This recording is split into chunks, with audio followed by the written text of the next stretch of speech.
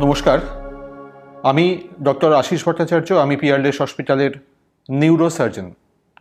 আজকে আমাদের আলোচনার বিষয় হচ্ছে হেড ইনজুরি।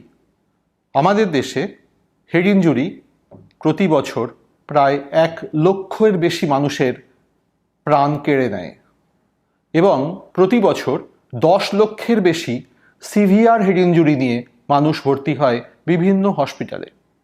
এই সংখ্যাটা আমাদের দেশে যথেষ্টই ভয়াবহ, কারণ মনে রাখতে হবে গ্রামের দিকে অনেক জায়গা আছে যেখানে পুরোপুরি রিপোর্টিং হয়তো হয় না। এই হেড ইনজুরি বিষয়ে সচেতনতা যেখানে দরকার সেটা প্রধানত বয়স্কদের ক্ষেত্রে এবং বাচ্চাদের ক্ষেত্রে এবং অবশ্যই প্রাপ্তবয়স্কদের ক্ষেত্রে।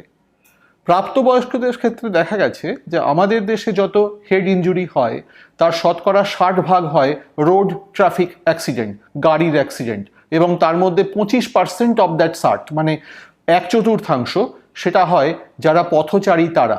সেই জন্যে যেটা ইম্পর্টেন্ট, রাস্তা দিয়ে না হাঁটা এবং ফুটপাথগুলো ক্লিয়ার রাখা।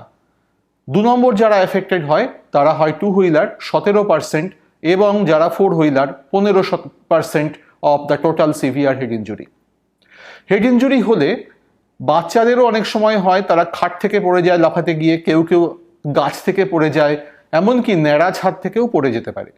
আর বয়স্কদের ক্ষেত্রে পড়ে যাওয়ার সব থেকে কমন ঠিকানাটা হচ্ছে বাথরুমে পা হড়কে পড়ে যাওয়া। হেড ইনজুরি হলে কি বিষয়ে সতর্কতা থাকতে হবে? যারা প্রাপ্তবয়স্ক তাদের ক্ষেত্রে আমাদের দেখতে হয় সে তার সিভিয়ার হেডেক মানে তীব্র মাথার যন্ত্রণা হচ্ছে কিনা, বারবার বমি হচ্ছে কিনা, রিপিটেড ভমিটিং, ঝিমিয়ে পড়ছে কিনা পেশেন্ট বা রোগী, একটা সাইড অন্য সাইডের থেকে অর্থাৎ ডান দিকটা বাঁ দিকের থেকে অথবা বাঁ দিকটা ডান দিকের থেকে মানে কোনো একটা সাইড অন্য সাইডের থেকে কম নড়ছে কিনা এবং খিঁচুনি হচ্ছে কিনা, কারুর যদি নাক দিয়ে বা কান দিয়ে রক্ত পড়ে বা চোখ কালো হয়ে ফুলে যায় বা চোখের মণিতে আলো দিলে দুদিকে সমান রেসপন্স না পাওয়া যায়, সেগুলো তাৎক্ষণিক একটা খারাপ লক্ষণ। যদি কারুর হেড ইনজুরি হয় এই সমস্ত লক্ষণের জন্য অপেক্ষা করবেন না, পেশেন্টকে রোগীকে যত শীঘ্র সম্ভব নিকটবর্তী স্বাস্থ্যকেন্দ্রে নিয়ে আসতে হবে, কারণ এর বাইরেও আরও অনেক লক্ষণ থাকে যেগুলো ডাক্তাররা সহজেই পিক আপ করতে পারেন, কিন্তু সাধারণ মানুষের পক্ষে অভিজ্ঞতা না থাকলে সেটা ধরা নাও পড়তে পারে। যেটা ইম্পর্টেন্ট সব থেকে বেশি হয় যখন আমাদের দেশে ইয়ং জেনারেশন, আজকালকার দিনে একটা অদ্ভুত লক্ষণ দেখা যায়, রাত্রের দিকে 2 হুইলার চালানোর সময় হেলমেটটা পরে না এবং কখনো কখনো তারা অপ্রকৃতিস্থও থাকে, তখন ডাক্তারদের পক্ষে অসুবিধা হয় অ্যাসেস করতে যে কতখানি সিভিয়ার।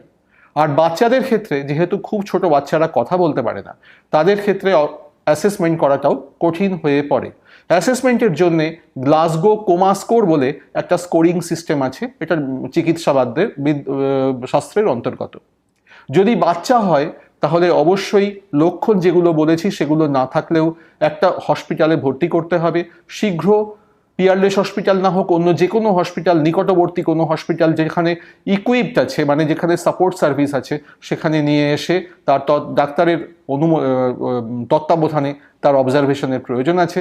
দরকার হলে মাথার সিটি স্ক্যান করতে হয় এবং রুটিনলি ঘাড়ের একটা এক্সরে করতে হয়, কারণ অনেকেরই ঘাড়ে ইনজুরি থাকে।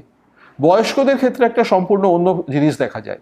বয়স্করা সাধারণভাবে নিজেদের তথ্য গোপন করে, ছেলেমেয়েরা সবাই কাজে ব্যস্ত, তাদের জানায় না, বাথরুমে পড়ে যায় আবার উঠে পড়ে, 2 থেকে 3 সপ্তাহ পরে সেই হেড ইনজুরির এফেক্টে মাথায় ক্রনিক সাবডুরাল হিমাটোমা বলে একটা বিশেষ ধরনের রক্তক্ষরণ হয়, যেটা আস্তে আস্তে আবার শরীরের একটা দিক অকেজো করে ফেলে।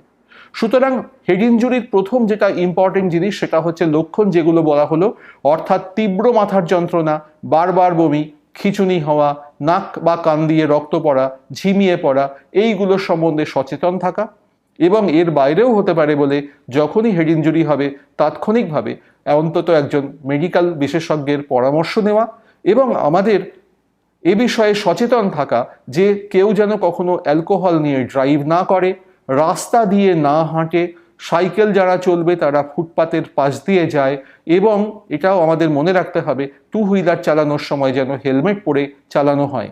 এবং অ্যাডমিনিস্ট্রেশন মানে কর্তৃপক্ষের কাছে আমাদের অনুরোধ থাকবে ফুটপাতগুলো জবরদখল আটকানোটাও কিন্তু হেড ইনজুরি প্রিভেনশনের পক্ষে একটা বড় দরকার।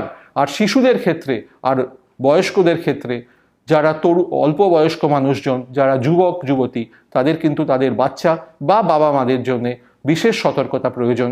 বুঝতে না পারলে অবশ্যই কাছের কোনো ডাক্তারবাবুকে দেখিয়ে নিতে হবে। নমস্কার।